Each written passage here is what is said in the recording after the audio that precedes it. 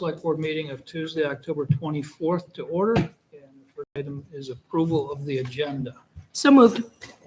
Second. Been seconded. Any changes to the agenda? Just note one last minute addition for the letter of support for the marketing grant for the ACEDC and the Addison County Chamber of Commerce was added to the consent agenda. Okay. Anything else?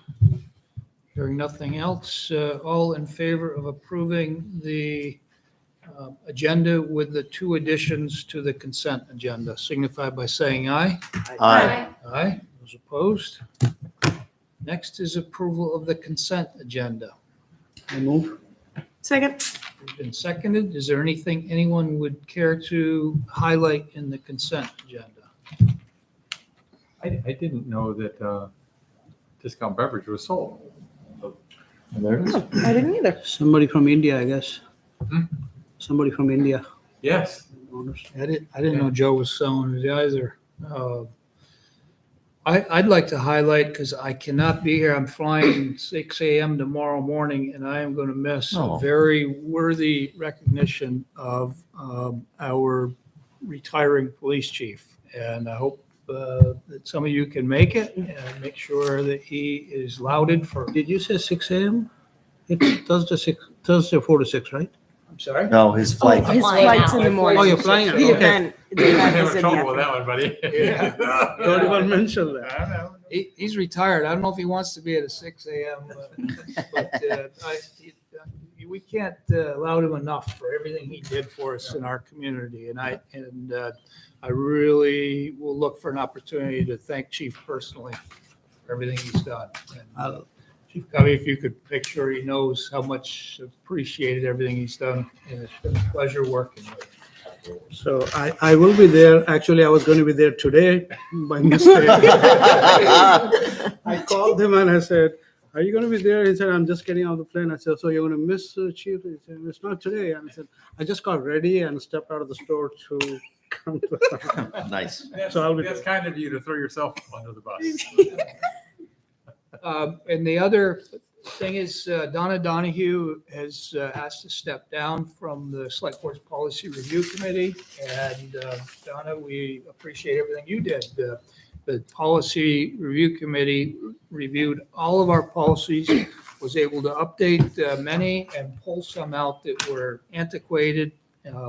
As every legislative body, you have materials that become dated, and we're so busy with the here and now that we don't always police the dated stuff. And so they did some humans work, and it was really good to have her as a part of that committee. If there's no other things anybody would like to highlight, I would go ahead and vote here. Everybody good with that? Yes. All in favor? Aye. Aye. Those opposed? Okay. Citizen comments. Don't see any citizens here who are here for something that's not on the agenda. We'll jump into.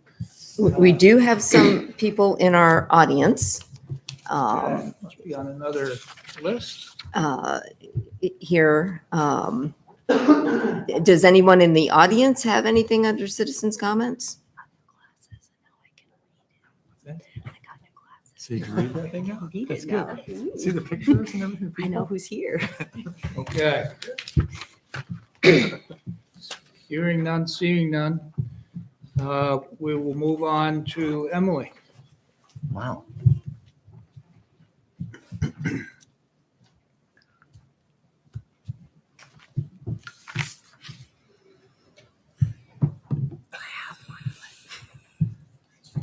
So you're earlier than my last appearance at midnight or whatever I finally went on. Yeah. We have just a few things on the agenda. We're seeking approval for recommendation for North Branch Road hydraulic study proposal from Otter Creek. This is part of the July event. A number of the culverts, I think 3 realistically, were undersized for that storm event. and saw severe impacts. And so Otter Creek has given us an engineering proposal to do a hydraulic study on the roadway and also determine upgrades for those culverts. I did meet with FEMA last week and I got them all cleared with them. So I think we're in good shape in that aspect of it. And this cost will be incorporated into FEMA funding. Questions of Emily? I saw that you guys came through or made a recommendation to support this from the infrastructure committee, so. Yep. Would you care to make the, Oh, sure. I move the select board approve the hydraulic study proposal from Otter Creek Engineering for the North Branch Road for $15,000. Second. second, any questions, comments on that? Hearing none, all in favor signify by saying aye. Aye. Those opposed? Okay. Okay. Next on the agenda is the approval of the recommendation for the South Street Phase 5 design, which will incorporate wastewater and stormwater on South Street. And then also, in addition to that, traffic calming measures and the final sort of roadway aspects of the project. So we requested a proposal from Landmark Engineering, who's been the designer throughout the project. And they have issued this agreement, which includes construction inspection. I'm not seeking approval for that at this point. So I'm really just seeking approval for items 1 through 9 and 11, which is the engineering, the design engineering, and then also the as-built work. And then we'll circle back on the construction inspection piece of it. So I'm seeking approval for the $34,520 cost associated. I move that the select board approve the engineering agreement with Landmark Engineering for $34,520 for phase 5 of the South Street Infrastructure Project, which is items 1 through 9 and 11 on the proposal. Second. Questions or comments? Hearing none, all in favor signify by saying aye. Aye. Aye. Those opposed? Okay. Moving on. This is quick tonight.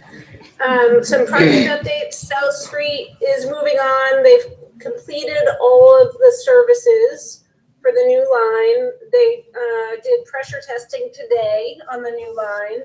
And now they'll just start sort of buttoning up the roadway, getting it ready for paving in the second week of November. So bringing in the 12 inches of actual sub-base material that's requested in the contract and things of that nature. So it's more of a cleanup effort at this point in preparation for paving. Depending on weather conditions, they might start working on some of the off-road aspects of it, going up Benedict Lane, but that's very weather and crew dependent. And I think a lot of crews sort of drop out coming November hunting season. So we'll see what happens in that department. When does the asphalt plant close for the season? Usually like late November, early December. Okay. I think they are working with Pike, and that's usually right around Thanksgiving that they shut down. Great. Holiday Road Pump Station, that got paved in last week, so hopefully the bump has improved for those that travel that way. They're still actively working. The generator is supposed to be getting delivered, I believe, the first week of November. And then it will just be getting all the electrical and gas and everything tied in. But so they're in pretty good shape over there. That should be wrapped up this season, and we'll be done with that one. Route 116, I'm sure you've all seen, has reopened at least to one-way traffic during the daytime and two-way traffic at night, just doing some basic stabilization roadway work at this point. The water line is all installed, and we had to extend it slightly to get away from the asphalt cement line that we had in place. So it went a little bit north of what was originally anticipated in our project limits, but we ended up with a better product in the effort. And Middlebury River, we've entered an agreement with SLR. I guess you already know that. I'm reading off my notes for the infrastructure committee because it went to you before it went to them. And they were on site last week. I haven't connected with the engineer yet to figure out what he found about the sheets on the flood resiliency wall. So that'll be the biggest piece of it in my opinion, determining if they're impacted or harmed in any way from the storm. We know that they've peeled off and they somehow need to get reapplied or replaced, but I don't know if the actual toe of them is impacted as well. Awesome. Any questions on that? How are we coming on budget on the South Street project? South Street project, we've only received one pay request, but we're still within the budgeted. We only have the change order for the 40,000 and change, I think, the valve replacement on South Main Street. So that's the only major additional effort that we've had so far. Okay.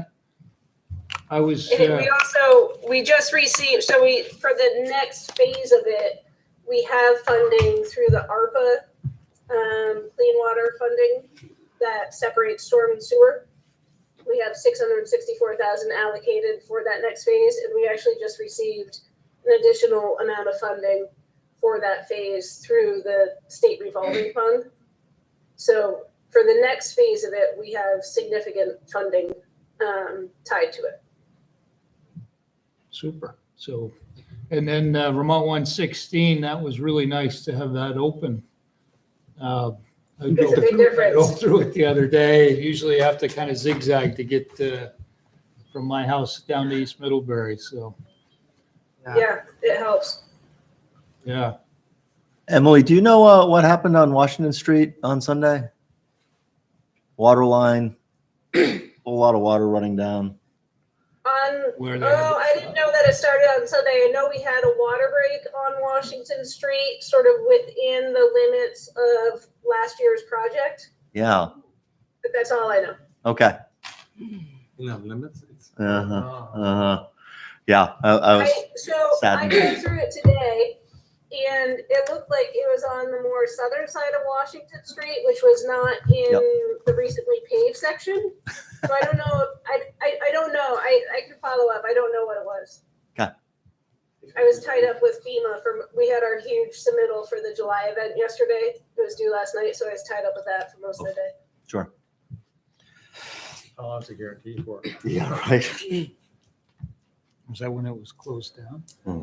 I saw the closure. I didn't see Of that. the email. Okay, anything else for Emily? Yeah, thanks for opening 116. It makes it easier for my daughters to visit their friends over there. We had to make I that had whole. very little to do with that effort. What is the timeline to finish that project? Is there how many? more? 116? Yeah. I think it'll be pretty quick. I mean, it's really just like final shoulder stabilization that they're working on, and then they'll pave. I don't know what contractor they're using for paving, but they're in the same crunch that everybody else is, that they need to get it done by mid-November. So I would anticipate within the next 3 weeks at the most. It looks more cleaned up than that. I would think that they're on the short list for getting paved pretty quick. And the water line on the Dove Pond looks pretty low. Is it going to stay low like that, or the The pond? water, oh yeah, so that was part of the intent of that project, was to put in a box culvert at the very bottom. Okay. It's like 40 feet down. So it does drain that pond down incredibly, but it allows aquatic organism passage to the actual stream that Okay. had been blocked for years. So it will never come up to the street level, probably. We really hope not. Thank you. Thanks, Emily. No problem. Okay, I think next is Laura Chief, the Public Health and Safety Committee.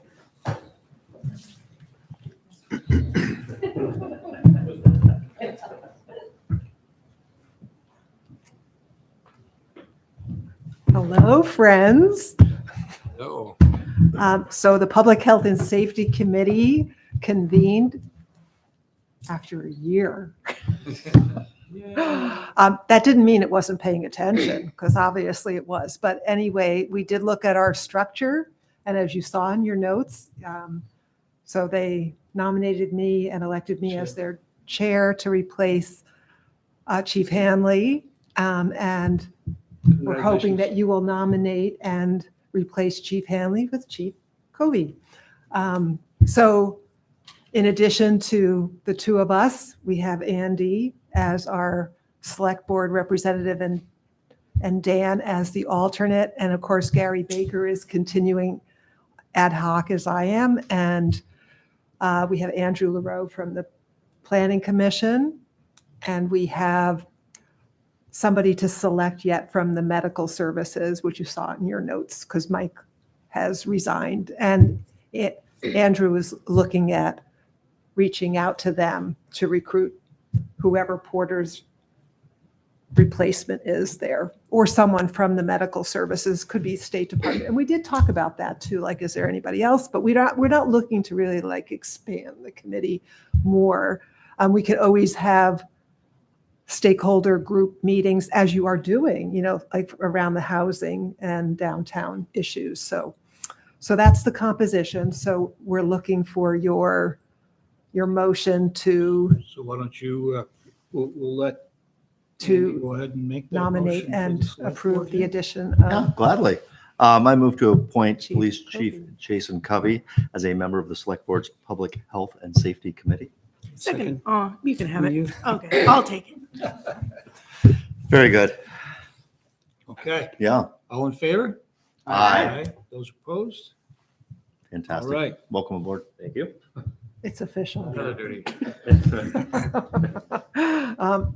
Hopefully, you'll be meeting more often, hopefully. Well, we talked about that, so we do have we had a structure for meeting the fourth Monday of the month at 4:00. And we noticed we don't always have to meet. So we're going to go to a quarterly schedule. So the next meeting would be January, the fourth Monday in January, unless there's a need from you, for us to meet, or the community, like that you need us to meet before that. But we would at least anchor ourselves 4 times a year and just check in on how we're doing and where we are with things. Because we know it can go in both directions, where we may come to you and say, oh, we need your consideration on this or that, and you can do the same with us. So that's the way it would work. So you can definitely invite us to convene before that. And if you need that, it would be on that schedule, which is already established for the public and at our website. So that's kind of how it would work I think for that's going good. forward. I know that Chief Hanley gave you the treasured USB drive Yes. of public health and safety documents. It's a little antiquated and perhaps a little tenuous to have the documents of a public committee shared by a USB drive.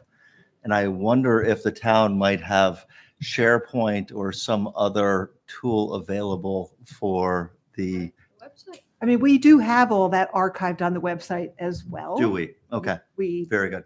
do and should, Okay. Just making sure that we're not Yes. trusting too much. So to, We are going to be doing a major refresh on the website.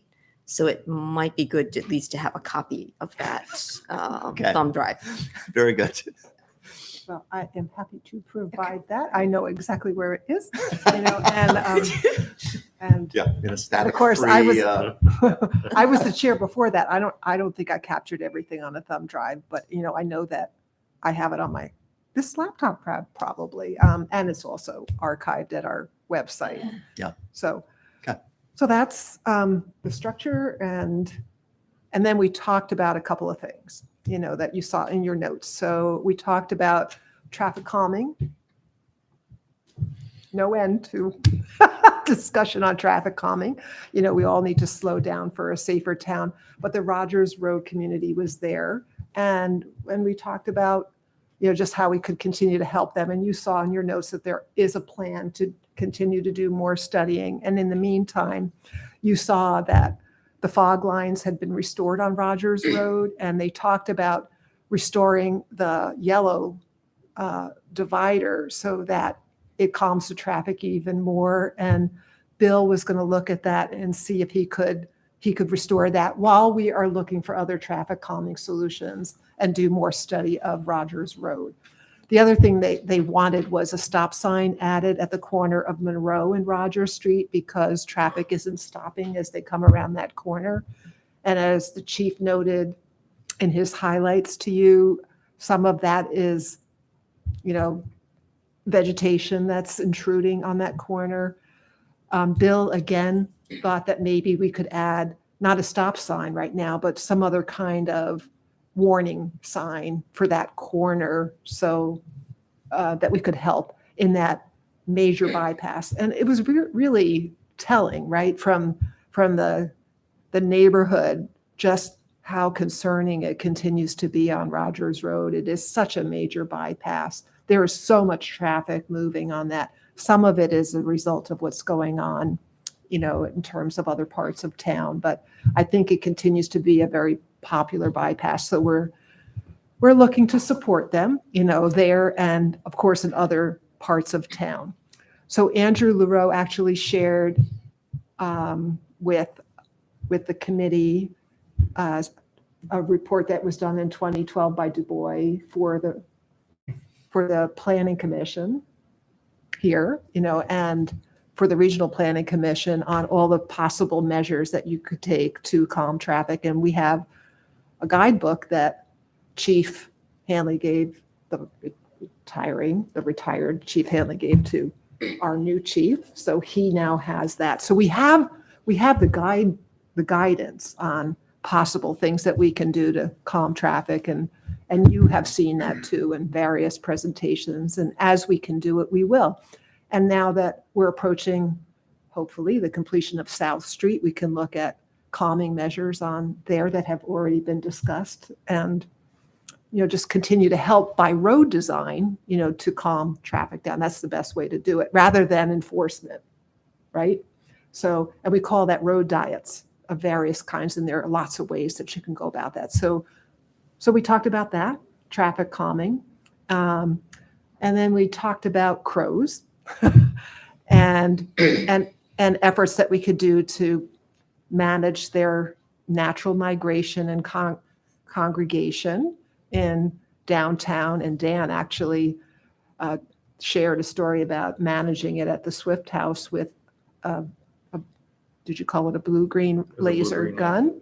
Which is $20 to $30. So kind of a low-cost measure where you could encourage the crows to go elsewhere. You could turn off lights, because that seems to be what attracts them, but we wouldn't want to do that around the gazebo in the downtown because, we need the lights for safety, for other safety reasons. But we're just kind of monitoring that, and really we could engage the college in helping us look at the migration of the crows to just see if there's anything else we should learn about their congregation. But it does seem to be episodic and natural.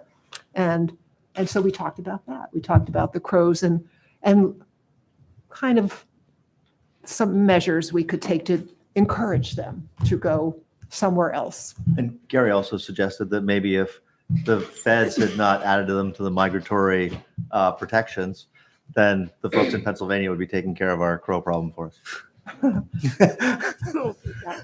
Apparently crows can be hunted legally in Vermont, during certain Right. stretches of time. Yes. So I They've been don't know coming of from- anybody that does that, but that. Oh, yeah. That Car- For sure. My car was a mess. So Right. after just going into dinner Yeah. last year, I think it was. So they've been coming back every year. Yeah. They Yeah. roost in the winter. They come into a large, I forgot what they call it. Murder. They come into a large murder and they roost at night in lighted areas. So they can, anywhere though, streetlights, they're usually in Maple Fields or in the Swift House. And when you just flash a blue-green laser on them, which does not hurt them at all, it scares them like it's a predator. Or you put flashy things where they Yeah. come in if you have something flashing or loud noises. So Right. they just move. And so we're gonna scare them around town or eventually maybe out of town. Right, so then that led to a Disco lights. discussion of who does that. Yeah. You know, and so Bill, again, looked at, is somebody in Public Works or Parks, that might be able to do that, maybe. So that's as far as we got with it. So we're just sort of at that awareness and, possibilities for managing it. And Do a we'll- little vigilante watch it. work out there. I think they make I mean- automated lasers though, They do? so that you don't have, the idea of somebody being responsible to go down and laser them away every night. Yeah. But I don't know what those cost, but I know like some ag, Yeah, Yeah. there's different applications where it's important to keep the crows away, and I've seen those. I right. haven't- And actually, Andrew LaRoe forwarded some links to towns that have, like Troy, New York has taken, and maybe they've done something like that. And yeah, we can look into that. There are different options, just like there are for traffic feedback signs, like full spectrum. You can go low cost, higher cost, and more automation, less automation. So that would be up for the town, you guys to decide, how far you want that to go. But we did talk about that. And we know that we do have some options, and that's where we are with it. So with the lasers, you do have to be careful, not to aim them at planes or buildings, so you have to stage it carefully that way. So that's crows. And then we talked about downtown and how things are going downtown. And I'll let Jason speak to that. And you saw in the notes the highlights of that too, but it's definitely gotten better. And it's definitely the result of all the coordinated effort and the good discussion that you held. So they're seeing wildly successful results from all that coordinated effort. The social service agencies, you plus the police department, which represents you. So it's all working toward its solution. And we know we have a houseless population that may not be or shouldn't be conflated with the vagrancy that's happening. And we're working on both, right? So we're working on the criminal justice solution for the repeat offenders. And then we're working on, the people that are encamped down there or visiting the encamped down there so that we keep everybody safe, including them. So is there more that you want to highlight with no, regard just- to that? Not really. We're working at it. Weather is also helping us, as we predicted. The folks who are living down there permanently are in the process of making plans for winter housing. They don't intend to stay there all winter. But we as the police department are interacting continuously. You'll see officers down there all the time. To the point, the officers are interacting with the group. They're asking questions of the group, and making notes about what they see. To notes that encompass what kind of what the conditions are down there. How many tents currently are there? One list of notes I saw from yesterday, I believe, officer went down at one time during the day. There were pizza boxes on the ground. He went back a couple hours later. They had picked up the pizza boxes. They're knowing what the actual conditions are. They're live throughout the day and night. So that's helpful as well. And we've had some positive interactions with the people there. To the point, one of the people that has been there, a local who's been there the whole time, outside the library early in the morning when one of our day shift officers showed up and just interacted. And the officer spoke to him and he said, "I'm charging my phone. I'm specifically charging it now so that I'm gone by the time the library opens. I don't want to intimidate people. I don't want to." So there is a cognizance among some of the people there about what is happening. The crime spree, if you will, that person, again, we can track pretty efficiently, was in Rutland for several weeks. She has come back to Middlebury twice that we know of for short periods of time under the bridge, but is not staying here that we know of yet. But she may be close by. We have an idea where she might be staying periodically. But Again, as of last week, only 2 people were sleeping under the bridge. That has reduced during the day, and with the weather warming up again by the end of the week, we have our day drinkers, if you will, locals who have homes, who just go down there to hang out during the day. That the weather will help with that as well. So we should have, hopefully, a reprieve coming to that extent with cold weather. Saying that it's supposed to be 68 by the end of the week, but I can't imagine that's going to last for very long. Chief, did you read Angelo's editorial? I did. And what I think he encapsulated some of the thoughts that you guys were sharing and talking about.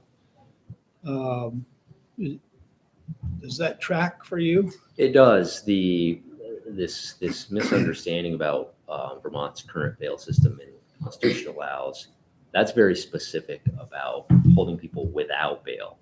We see that in extreme cases. We don't often see the very violent cases. We see a judge order them held no bail. They just won't allow them to post bail. What we're talking about is bail at all. And I think the state's attorney articulated that, and that's what I was trying to articulate. We would prefer a system where with repeat offenders, and Vermont law does allow for that to an extent. We to hold someone, just because we release someone on a citation, as I talked about, we have something called continuation of the offense, where if we release the person, which is the preferred method, if they're going to continue the offense for which we first arrested them, there's a provision for them to then be held. Now that's up to a court to set bail. And again, bail is supposed to be used to assure appearance, not necessarily to control behavior.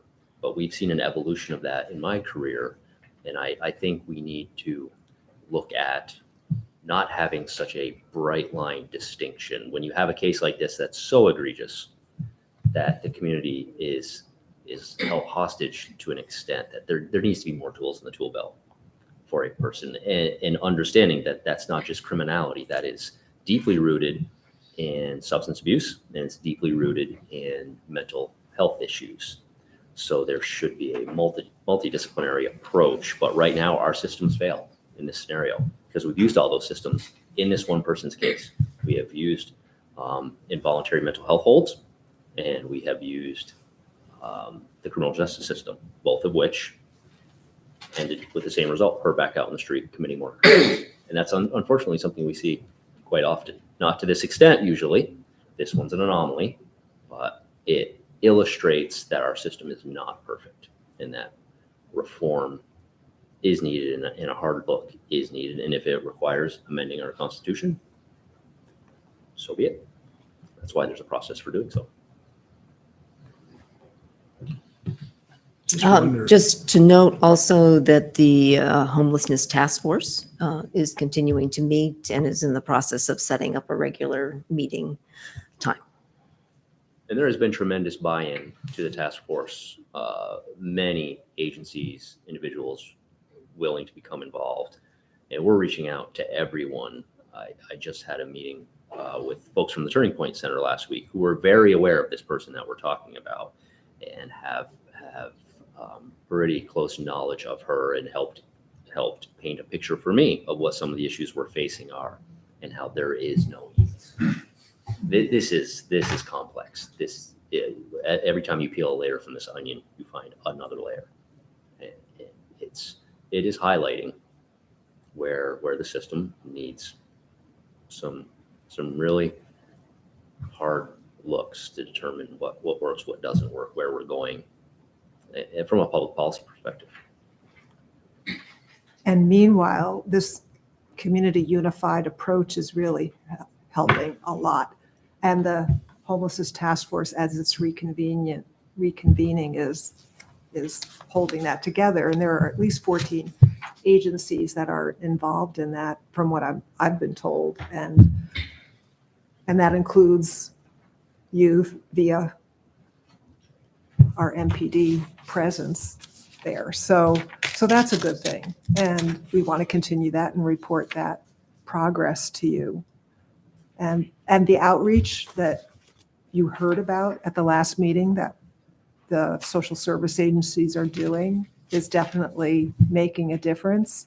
They engage with somebody that's been kind of staying more at the pavilion, who turns out to be a vet, and connected that person with services. So they're really trying hard, to find those solutions. And as the Addison Independent reported, we have those legs that are all operating now. So we have the homelessness task force as one leg. We have housing solutions as another. And we have the Addison County Housing Coalition that meets monthly also. So there are a lot of agencies that are working. And I might add, that the faith communities also have a group, and I've told you about this, and they've been trying to point people to the quicker solutions of home share, building accessory dwelling units, and tiny house placement, which could become an accessory dwelling unit on somebody's property, if not a village, which would take more time to plan. So they're repeating that conversation actually this Sunday, the 29th at 4:00 back at the Congregational Church of Middlebury. And they will have the tiny house that the Career Center builds. They build one a year on display for people to tour starting at 2:00. And that'll be parked near the fire station in the parking lot by the National Bank of Middlebury. So if you're down for Spooktacular that afternoon, you can come on over and take a peek at that. And if you want to wander into the conversation to learn about those options, you could do that too. So Heather had a question here. I just was seeing how we're coming into budgeting season, if there was something we wanted to do related to crows or whatever, having a recommendation sooner rather than later might be good so we could get it in the budget cycle. In addition to the several other things Bill Kernan was looking into, he was also going to, I was going to take a shot, but he's not going to take a shot. He's going to see what strategies we could deploy in the Okay, downtown. so he's thinking about that for the budget anyway. Yeah, great, Yeah. thank you. Word Yeah. selection. Society says to hang fake dead crows. And all I'm saying is we've got like a week and then they're all going to be on sale. So yeah. So do you have any agenda items that are on your minds that you? Before we Okay. start asking questions of the board, I've got Okay. Judy Wigger Gross got her hand up. Hey, everybody. Hey, Judy. I have two questions. And maybe I missed it. During this discussion, has there been any talk of restorative justice?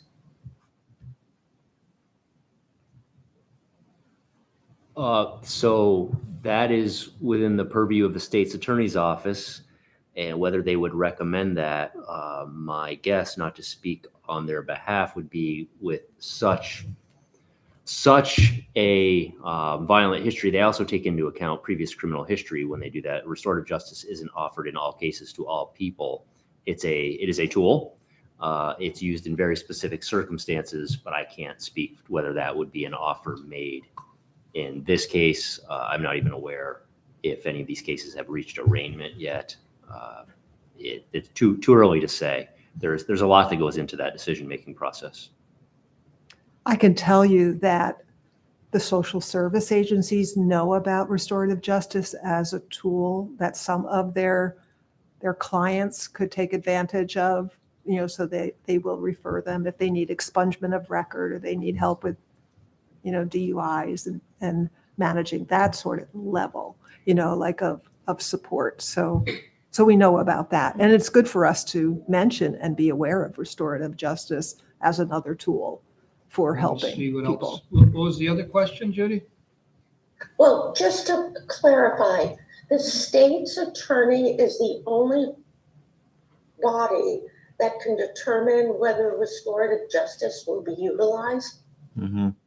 State's attorney is the prosecutor, so that decision is up to them whether they will prosecute a criminal case or refer it for restorative justice. That would be their decision.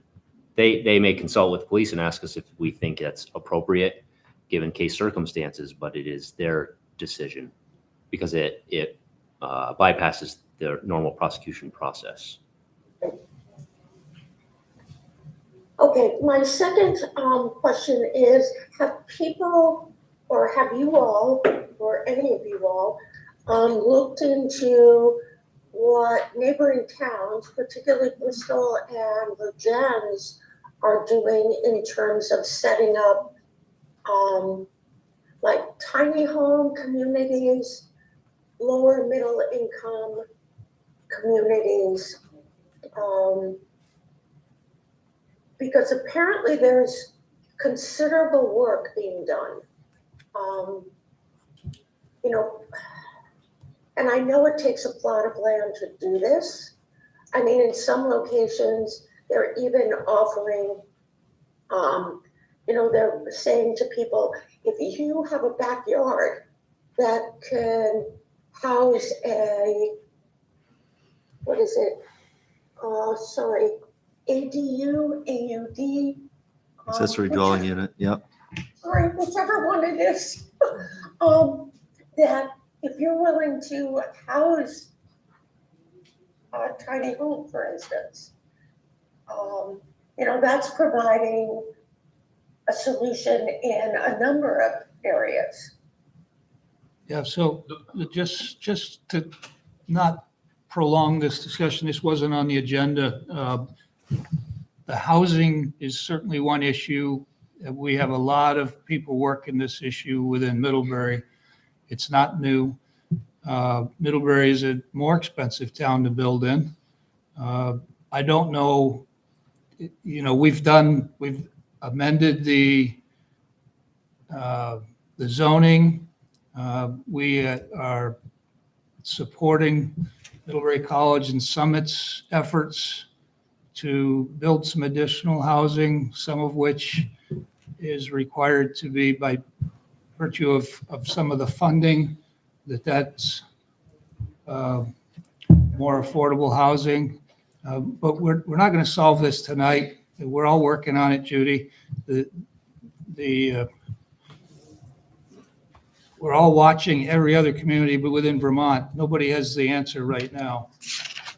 I read about Chittenden County's goal of 1,000 units per year, and I think it was 568 or something like that. So they fell significantly short last year. So we do appreciate the brainstorming, and I don't want to be dismissive of it, but I also don't want to add things to the agenda that weren't on the agenda. We do have a group that's working that, and we've reactivated the task force, and there's a lot of effort going forth along those lines. And Judy might be interested in going to the 29th at To the the task Congregational force. Church, which is the second of a series of meetings that they've had that talks about the two types of housing plus the third type of housing, home share, that she can learn what going you on. and groups are doing in this town. Okay, thank you. Okay. And as a parting comment, besides bats, I love crows. It must be about the clock. Thanks so much. We're not shooting them, we're just trying to relocate them. If we could create a gunpowder industry perhaps in town and use their guano for something other than befouling the sidewalks, that'd be nice. Okay. Any other questions? Did you have any future agenda items that you wanted us to hold or consider? If you do, you know, just let us know. I mean, one thing that occurs to me is our hazard mitigation plan, and maybe, you know, what we, just reviewing again what we have in place regarding power outages or location for extreme heat and cold location emergency shelters. So that might be something, you know, like, and other things might occur to you. Okay? Great. Okay. Thanks, Laura. Thank you.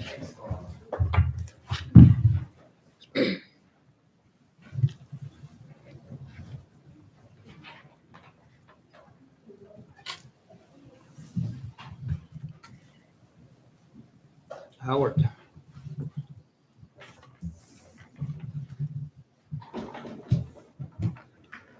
Yeah, hi. I assume everyone saw the letter that we submitted to the select board.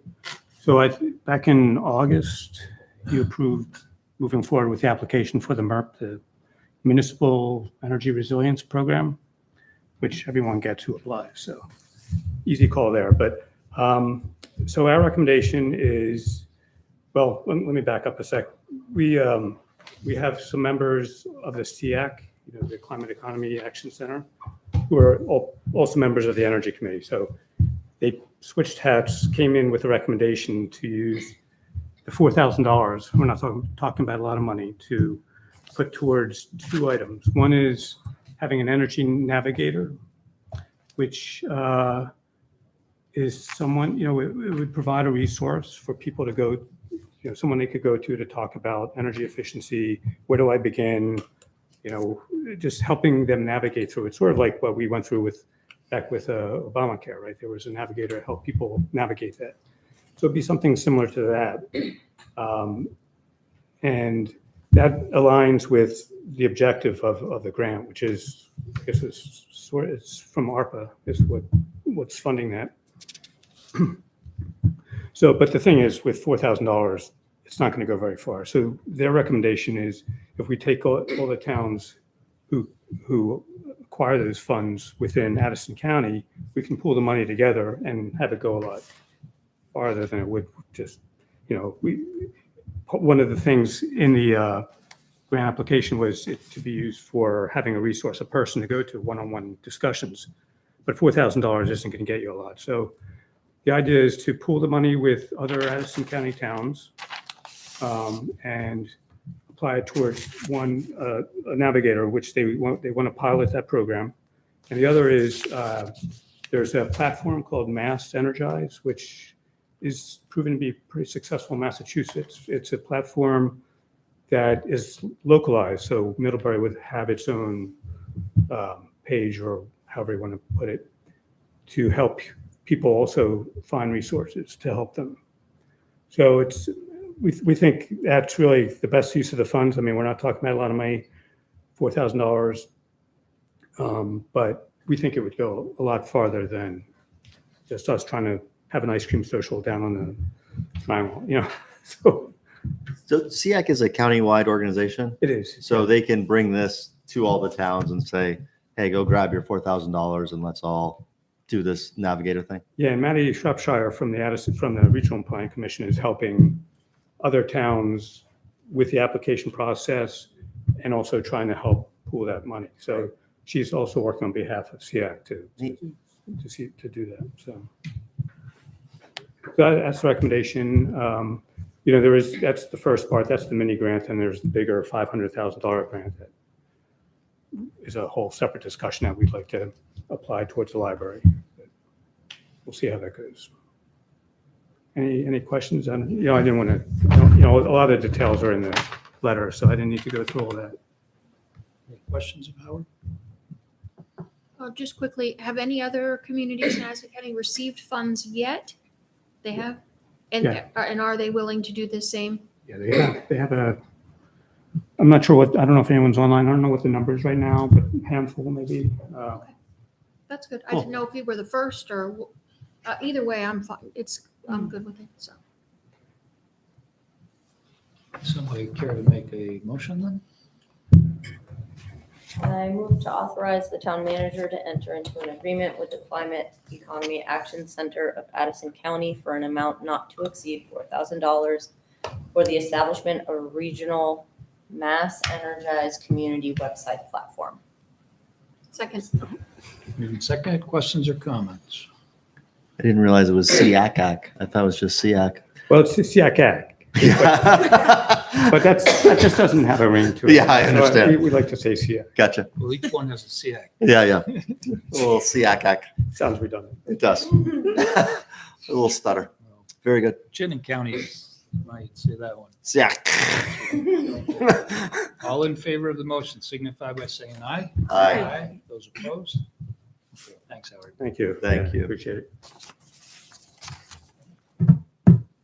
Kathleen, you want to handle the reappointment of the town health officer? It is my pleasure to say that Tom Scanlon has agreed once again to be our health officer, a particularly thankless position. So I ask the select board to reappoint him or recommend his reappointment to the Department of Health. Please. I move to approve the reappointment of Thomas Scanlon as the town of Middlebury's health officer to a 3-year term beginning 11/1/23, ending 10/31/2026. Second. Moved and seconded. All in favor signify by saying aye. Aye. Aye. Aye. Those opposed? Okay. A quick question on that. Dustin Hunt was a sub for that, right? Yes, So we what kind of- are in need of a new deputy, and his appointment expires at the end of October, and at the end of November. Okay. So that'll be coming back to you. We are still eagerly looking for another willing volunteer. He's still serving though, Dustin?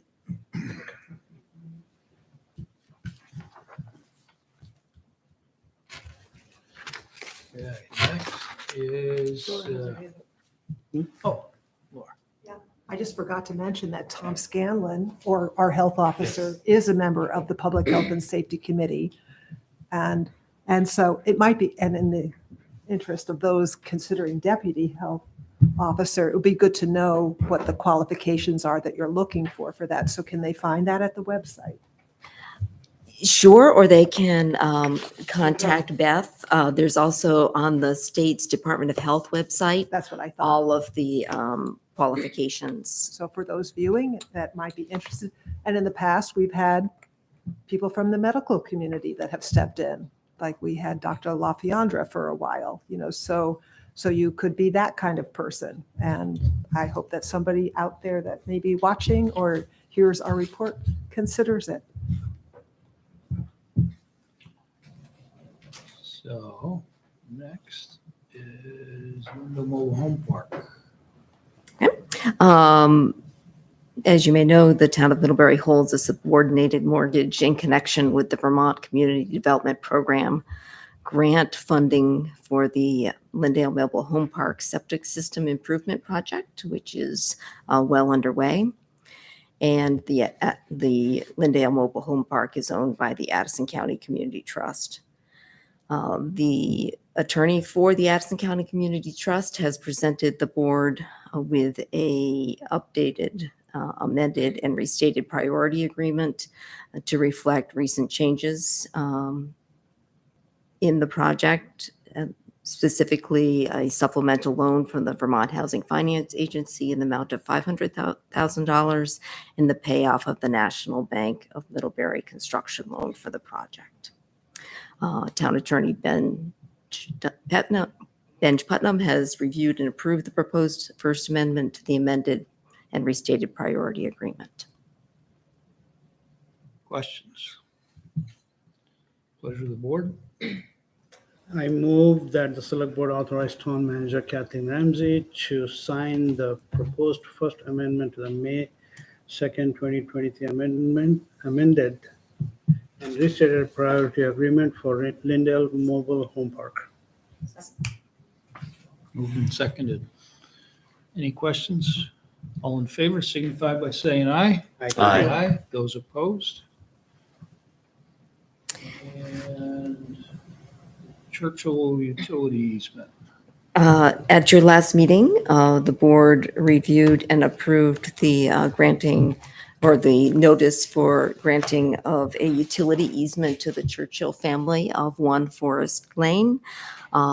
There was some discussion of having them, the Churchill family, pay for any legal expenses and other expenses the town may have in connection with this.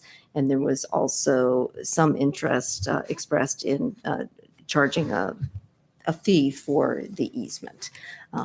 So I calculated out the value of 4,200 square feet of the easement and came up with about $750 and suggesting $1,000 for discussion as a charge for the easement and the expenses legal expenses and other expenses, specifically the publication of the required notice in the paper would be added to that under this scenario.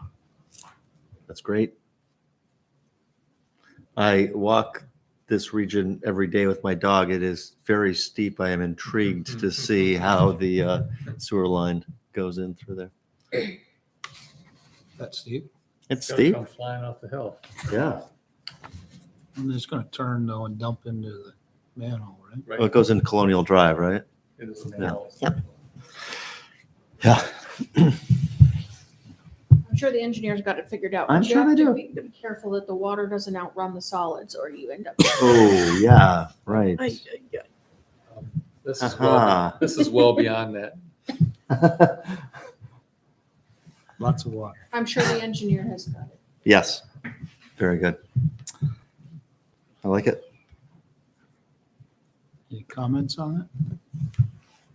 If not, I'll move to authorize Town Manager Kathleen Ramsey to publish the 24 VSA Section 1061 notice for granting a utility easement for the installment of a gravity sanitary wastewater collection of the town's collection system on Colonial Drive to the Churchill family of 1 Forest Lane with the following terms: $1,000 for the easement plus all legal and other expenses associated with the transaction. Second. any comments or questions on that? Hearing none, all in favor signify by saying aye. Aye. Those opposed? Okay. Who's got check warrants? I do. I reviewed the check warrants yesterday and found them in good order.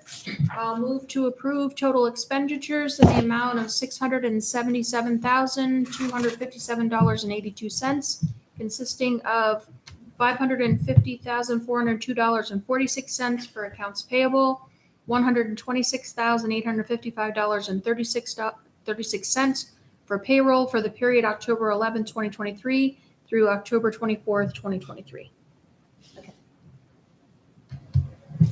Moved and seconded. All in favor? Aye. Opposed? Board member concerns. You want to start, Heather? I don't think- so for chief celebration tomorrow night, if you were not Thursday. gonna- Thursday Thursday night. night. We're all gonna show up there on the Different wrong day. night. Thursday night, sorry. If you're not gonna be there, Brian, is it just open? Should somebody plan to say something specifically? It's open to say, anybody can say anything, right? Should someone from the group have some So I organized expect comments? Kathleen will say something, but I would hope somebody from the select board will make a comment. How enjoyable he's been to work with.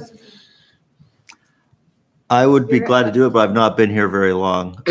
I think that maybe someone with more tenure would be appropriate who'd worked with the chief longer. You, Heather. Heather or Dan? Dan knows Chief also for a while. We can both do it. I don't think it has to be one or the other.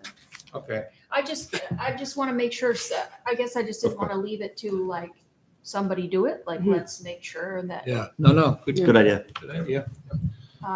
We'll so coordinate. would you like me to Please. Prepare something, yeah. release plans to? Yeah.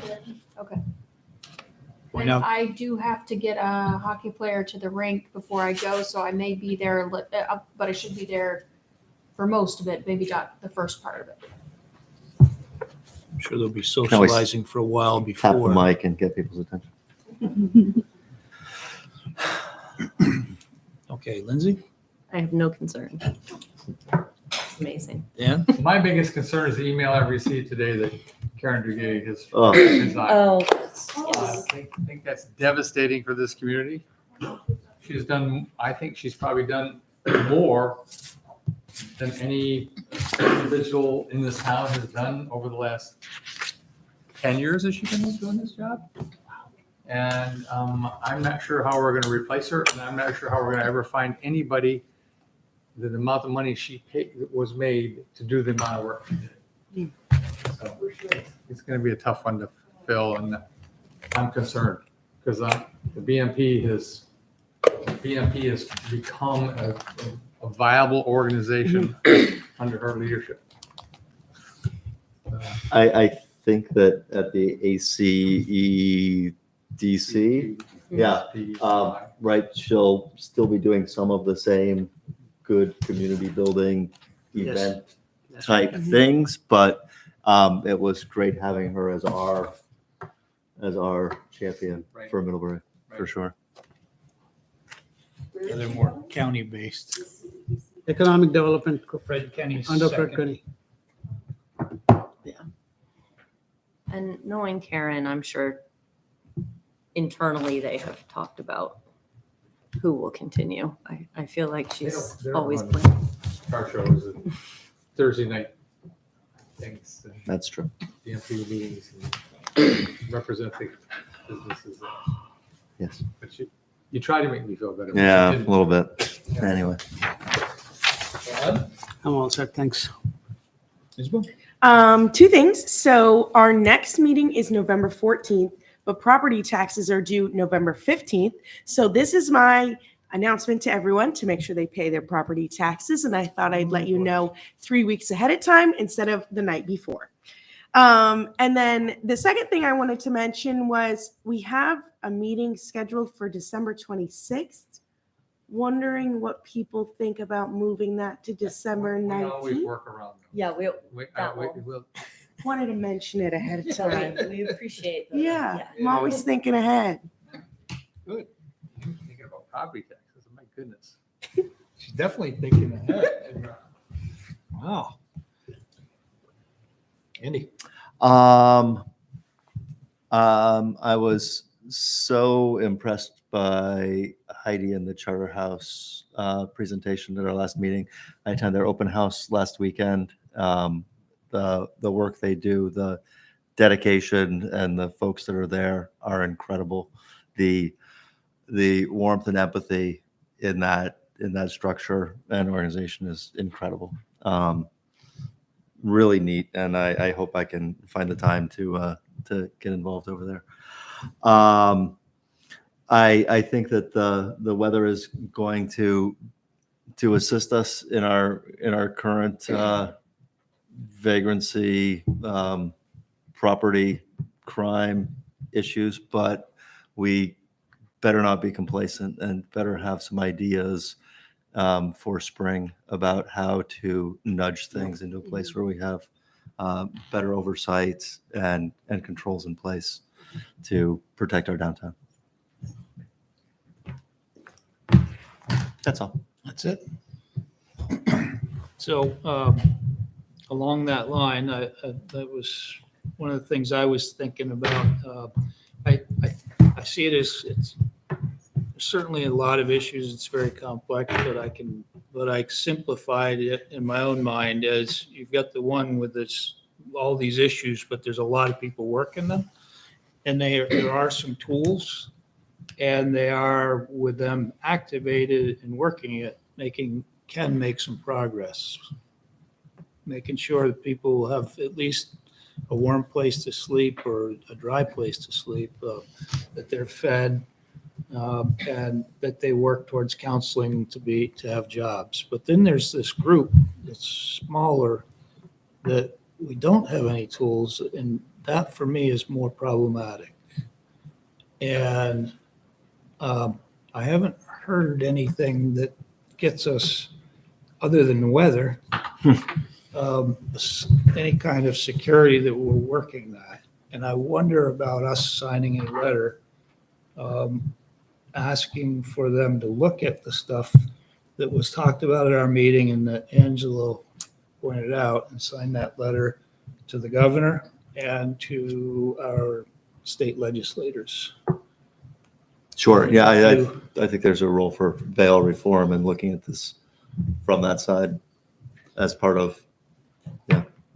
When you have a repeat offender that is causing that kind of damage and you have no tools, we need help from above to provide a tool. Right. Because that's something that's out of our control. Yeah. We can work the others, and we have a tremendous, all the nonprofits that are working together, the faith community, you know, there's just so many people that care and want to do things, but you can't help people who are in that type of a position until they cool down. And if we haven't got ability to hold them away and let them cool down, then it's damaging everything. So I just would solicit your support for a letter to continue to push on that issue, because if we can't wait till good weather. I mean, they're going to be starting within a few months. They'll start their next round, their next legislative session. And if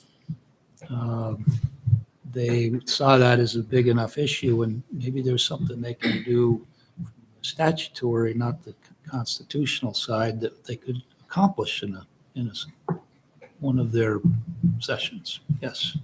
I was just gonna say, I'm totally for doing a letter, but also maybe doing more than one. Like, just feel like we send one letter, let's send another. Yeah. You No, know, let's keep sending letters until we get somebody to engage and tell us they're working, you know. For me personally, the issue is no matter what kind of hardship you're going through, you can't behave badly, you know? Yeah. And if you're struggling and you need some help, let's help you. But if you're behaving badly, and you repeatedly behaving, but we need tools to address that. And I'm looking for a select board. I sent a note to the governor's staff, but I'm looking for us to do something as a town, not as a person, not as a concerned individual. Right. And then if we've done that, I can keep pushing, because it's the voice of the select board. Right. So I don't have the town's voice right now. I have just Official letter from I us. just have Brian's voice. Right. And so, And all I'm saying was let's keep doing the town's voice if it makes sense. yeah. On Karen Duguay, I just, again, another individual that has did a lot of work for the community, and some of it at key times for us during our projects, trying to help keep the downtown healthy and help to restore the life in our shops after the time of the construction and COVID. So she is going to be more on the community, on the county level. I think we need to engage. I don't believe BMP has a plan to backfill her. Not yet. I don't believe that the BMP has that person. And so we need to be thinking about